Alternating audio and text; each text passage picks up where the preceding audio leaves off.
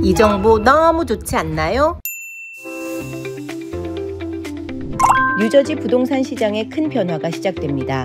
머피 주지사는 6월 30일 부동산 양도시 매도자에게 부과되는 추가 수수료를 포함한 새로운 법안에 서명했습니다. 이 법은 2025년 7월 10일부터 적용되며 특히 고가주택을 거래하는 매도자에게 큰 영향을 줍니다. 또한 연방 차원의 세제 개편으로 SALT 공제 한도도 크게 완화되어 일부 납세자에게 세금 혜택이 돌아갑니다. 지금부터 자세히 정리해 드릴게요. 기존에는 뉴저지에서 부동산 매매 시 구매자가 약 1%의 저택세를 부담했지만 이번 개정안은 1밀리언 달러를 초과한 부동산 매도자에게 추가 세금을 부과하며 기존 1% 세금은 유지하면서 추가 세율을 매도자에게 부과하게 됩니다. 가격대별 세율은 다음과 같습니다. 또한 세금 납부 주체가 구매자에서 매도자로 변경되며 2025년 7월 10일 이후 계약 체결분부터 적용됩니다. 단, 이 날짜 이전 계약되어 11월 15일까지 클로징이 완료된 거래는 기존 세율이 유지됩니다. 연방 세금의 SALT 공제는 그동안 $10,000로 제한돼 왔지만 2025년부터 새롭게 서명된 OBBB 법안에 따라 한도가 $40,000까지 일시적으로 확대됩니다. 단, 조건이 있습니다.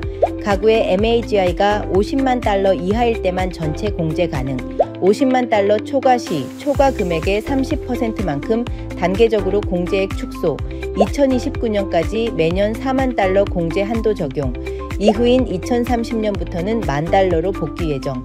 예를 들어 뉴저지처럼 주세와 재산세가 높은 고세율 지역에 거주하는 가정이라면 이번 공제 확대는 실질적인 세금 감면 효과를 가져올 수 있습니다. OBBBA, 즉 One Big Beautiful Bill Act는 SALT 공제 확대만 포함된 법안이 아닙니다. 이 법은 이전 세제 개편인 TCJA의 핵심 조항을 영구 연장하거나 새로운 항목을 추가하면서 부동산 소유자뿐 아니라 시니어, 근로자, 자영업자에게 폭넓은 세금 혜택을 제공합니다. 먼저 모기지 이자 공제는 현행 $75만 한도 내에서 영구적으로 유지됩니다.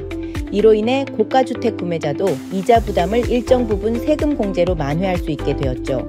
또한 새로운 공제 항목으로는 만 65세 이상 시니어 납세자를 위한 $6,000 세금 공제, 식당 서버나 시간제 근로자를 위한 팁 소득 공제, 초과 근무 수당에 대한 세금 공제 등 현장 노동자 중심의 혜택도 다양하게 도입되었습니다. 이 중 일부는 W2 근로자의 소득세 부담을 줄이는 데 큰 역할을 할 것으로 기대됩니다. 그리고 자영업자에게는 더 큰 변화가 있습니다. 우선 QBI, 즉 퀄리파이드 비즈니스 인컴의 20% 소득 공제가 영구 연장됩니다. 뿐만 아니라 보너스 감가상각도 계속해서 100%까지 즉시 전액 공제 가능하며 이는 장비나 사무기기를 구입하는 사업자에게 매우 유리한 조건입니다. 마지막으로 일정 요건을 충족하는 신생기업 또는 스타트업이 QSBS 자격 있는 주식 매각 및 QOZ 혜택을 누릴 수 있어 투자금 유치와 절세 전략 모두에 긍정적인 환경이 조성됩니다. 즉, OBBBA는 단순한 공제 확대가 아니라 세대별, 소득별, 직업별로 맞춤형 절세 옵션을 제공하는 복합적이고 전략적인 세법 개편이라고 할 수 있습니다. 2025년 이후 뉴저지에서 부동산 거래를 계획하고 있다면 이번 세금 변화에 맞춰 체크해야 할 포인트가 많습니다. 먼저 계약 체결 시점이 2025년 7월 10일 전인지 후인지에 따라 적용되는 양도세율이 완전히 달라집니다. 7월 10일 이전에 계약하고 11월 15일까지 클로징을 마치면 기존 세율이 유지되거나 일부 환급이 가능할 수 있습니다. 또한 거래 금액이 $200만 이상이라면 추가 세율이 적용되므로 반드시 세금 시뮬레이션을 해봐야 합니다. 소득 측면에서도 전략이 필요합니다.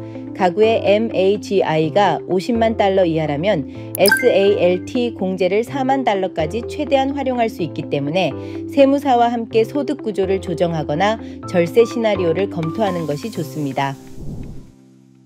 부자 되는 부동산, 부동산은 선영주.